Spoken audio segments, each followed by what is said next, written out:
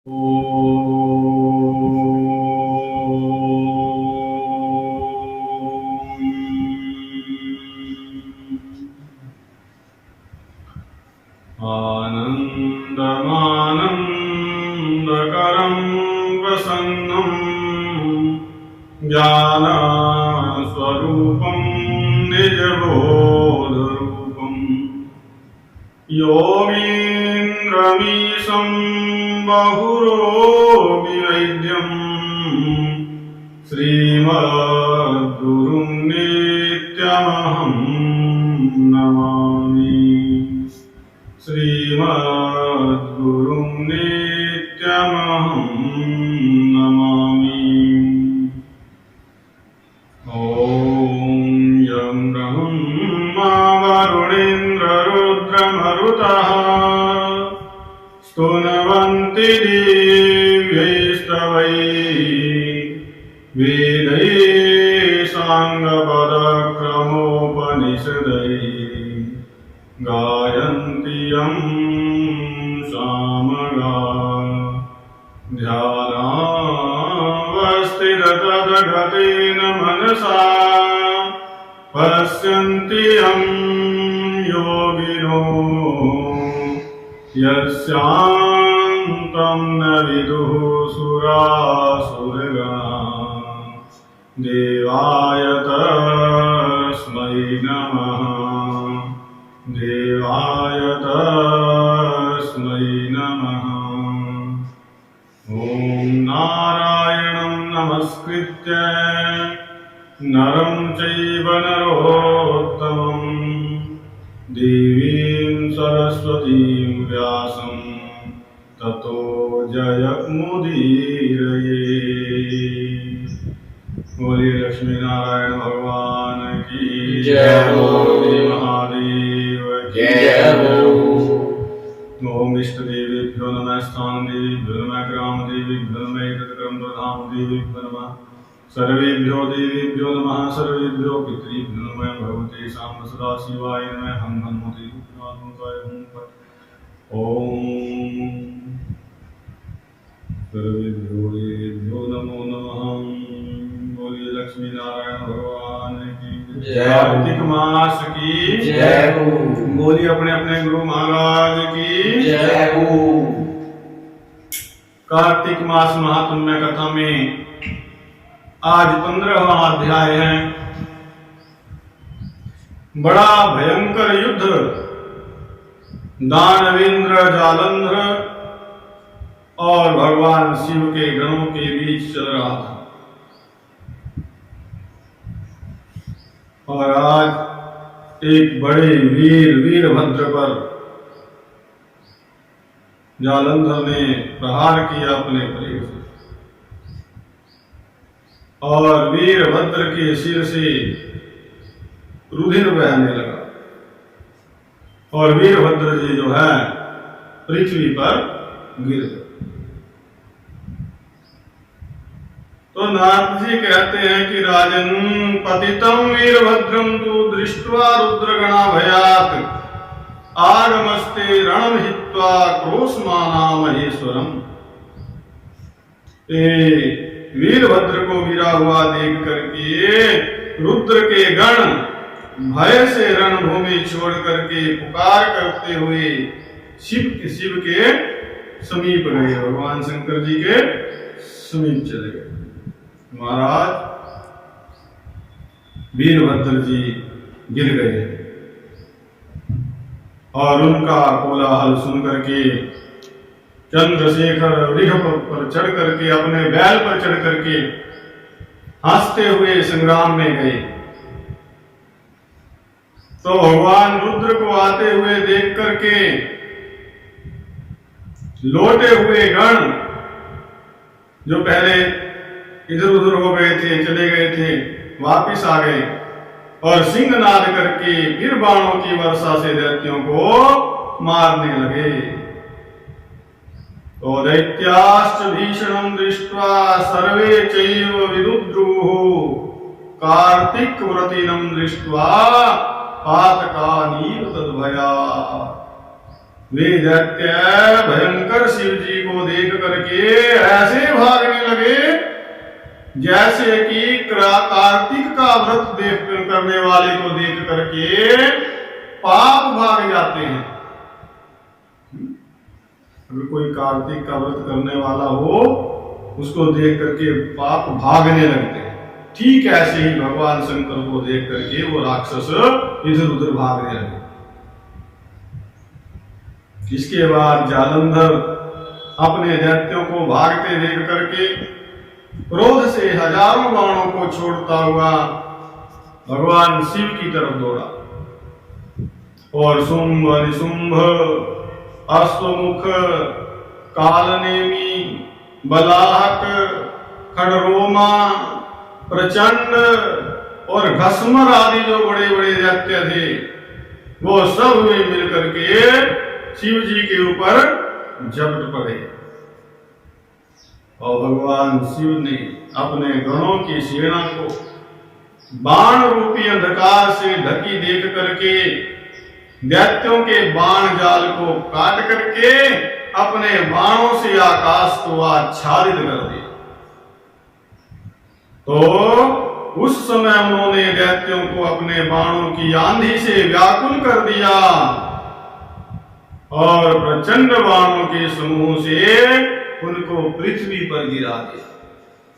खड़गरोमा नामक राक्षस के सिर को क्रोध से फरसे के द्वारा भगवान ने काट डाला।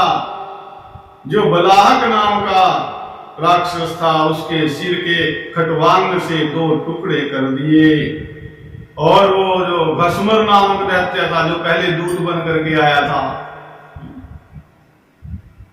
उसको पास से बांध करके पृथ्वी पर पटक दिया और कितने ही बैल के सींगों से मारे गए। बहुत से दैत्यों को भगवान शंकर जी के गण नंदी ने मार दिया। बताया कि सिंह से पीड़ित हाथियों के समान दैत्य जो है संग्राम में ठहरने में असमर्थ हो गए, ठहर नहीं पा रहे थे। तदंतर जो है क्रोध से व्याप्त शरीर वाले जालंधर ने वज्र के समान शब्दों से संग्राम में रुद्र को ललकारा। कैसे ललकारा? युध्यस्वाद्य मया सार्धम किमेभिर्निहतैस्तव यच्च किंचित बलम तेस्ति तद्दर्शय जटाधरा। जलंधर कहता है कि अब मेरे साथ युद्ध करो, तुमको इनको मारने से क्या प्रयोजन है। ये जटाधारी, यदि आप में कुछ बल है तो बल है मेरे को दिखाओ, अपनी शक्ति मेरे को दिखाओ। मेरे गणों को क्या दिखा रहे, मेरे सेवकों को क्या दिखा रहे हो आप। नारद कहते हैं कि ऐसा कह करके उसने शिव जी के आए हुए बाणों को अपने पहने बाणों द्वारा हंसते हंसते ही काट डाला। तदंतर घोड़े को, ध्वजा को और छत्र को शिव जी ने अपने 7 बाणों से काट दिया। अब कटे हुए धनुष और रथ रहित वो जालंधर वेग से गदा उठा करके भगवान शिव की तरफ दौड़ा। तब शिव जी ने उसकी गदा के अपने बाणों से 2 खंड कर दिए, 2 टुकड़े कर दिए, गदा काट दी जालंधर की भगवान शिव ने। लेकिन इस पर भी वो डरा नहीं, बल्कि घूंसा उठा करके मारने की इच्छा से भगवान शिव की तरफ चला। लेकिन भगवान शंकर ने तत्काल ही अपने बाणों के समूह से उसको 1 कोस दूर हटा दिया। ऐसा मारा बाण कि जाकर के 1 कोस दूर गया। और ततो जालंधरो दैत्यो मत्वा रुद्रम बलाधिकम। तब जालंधर ने जान लिया ये शिव जी बहुत बलवान है और उनको अपने से ज्यादा बलवान समझ करके अपने से ज्यादा शक्तिशाली समझ करके ससर्ज मायाम गांधर्वीम अद्भुताम रुद्र मोहिनीम। जब देखा कि अब बल से काम नहीं चलेगा तो अपनी गांधर्वी माया की सृष्टि कर दी जालंधर ने। बड़ा मायावी था। अब गांधारवी माया का क्या प्रभाव हुआ? गंधर्व गान करने लगे वहां, अप्सराओं के गण नाचने लगे और सब ताल वेणु मृदंग आदि बजने लगे, अच्छे अच्छे साज बजने लगे, नाच गान होने लगा। बड़ा आश्चर्य। भगवान रुद्र ने देखा सुंदर सुंदर नादें बज रही थी और भगवान शंकर जो है मोहित हो गए। उनके हाथों से शस्त्र गिर गए, लड़ना भूल गए, मस्त हो गए और उन्हें कुछ अब मालूम नहीं है। जलंधर ने रुद्र को देखा, ये तो नृत्य गान में मस्त है, एकाग्रमन हो गए हैं। और तब काम से पीड़ित होकर के जहां पर गोरी स्थित थी, वो जो जलंधर है काम से पीड़ित होकर के उसी के लिए तो सारा युद्ध कर रहा है, पार्वती जी को प्राप्त करने के लिए। और इस कारण से जहां पर गोरी स्थित थी, पार्वती जी थी, वहां पहुंचा और महाबली शुंभ निशुंभ को रणभूमि में छोड़ करके और स्वयं जो है उस जलंधर ने भगवान शंकर जी जैसा रूप बना लिया। 10 भुजाएं, 5 मुख, 3 नेत्र, ऐसा रूप बनाया।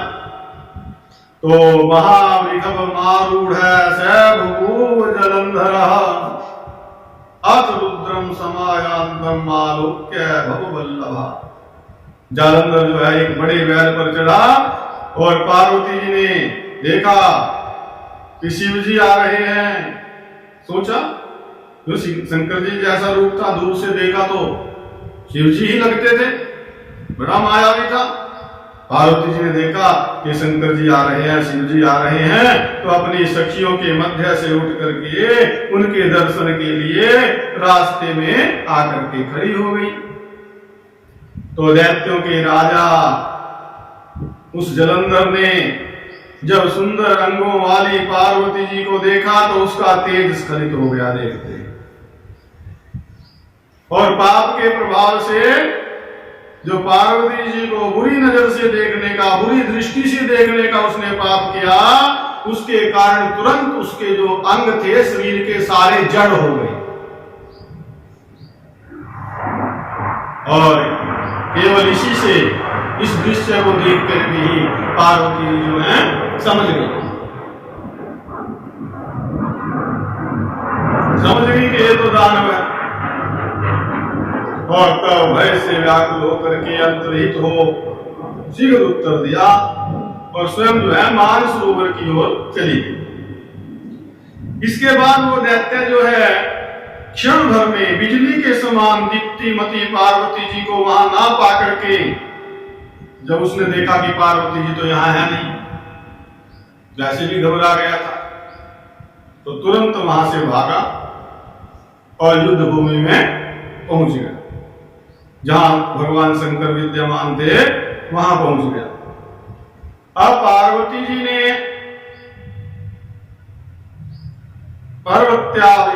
पार्वत्यपि भयाद विष्णु शैसमार मनसा तदा तावत ददर्श तम देवम सूप विष्णु समीपम।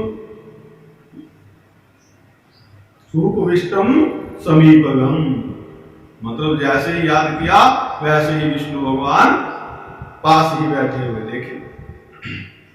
पार्वती जी ने उस समय भगवान विष्णु का मन ही मन स्मरण किया और तभी उन देव को, भगवान विष्णु को अपने समीप ही बैठे पाया। पार्वती जी कहती हैं, हे विष्णु, जलंधरो दैत्य कृतवान परमाद्भुतम तत्किम न विदितम तेस्ति चेष्टितम तस्य दुर्मते है। विष्णु जी, ये जलंधर दैत्य ने जो जो अद्भुत कर्म किया है, ये पाप कर्म किया है, भगवान शंकर का रूप बनाकर आ गया था, सो क्या आपने इस दुष्ट कार्य को नहीं देखा? क्या आप इसके बारे में नहीं जानते हैं क्या उसने किया? तो भगवान विष्णु कहते हैं कि उसने छल करके रूप बदला है। और ये रूप क्या बदला है? उसने हमें मार्ग दिखा दिया, रास्ता दिखा दिया। पहले उसने छल किया है, अब छल करने वाला रास्ता हमें भी दिखा दिया। हम उसी मार्ग पर चलेंगे। जैसा छल उसने किया है वैसा ही हम उसकी स्त्री के साथ छल करेंगे। वैसे जो जलंधर की स्त्री थी, पतिव्रता थी वृंदा, और पतिव्रत के धर्म से रक्षित होने के कारण वो मरने योग्य नहीं था। वृंदा का पतिव्रत धर्म जो है वो जलंधर की रक्षा कर रहा था। भगवान विष्णु कहते हैं कि उसने हमें रास्ता दिखाया है। अच्छा हुआ सठे साक्ष्यम समाचरे नीति। नाथ कहते हैं विष्णु भगवान ऐसा कह करके फिर जलंधर के नगर में गए और रुद्र गंधर्व समेत जो है संग्राम में स्थित रहे।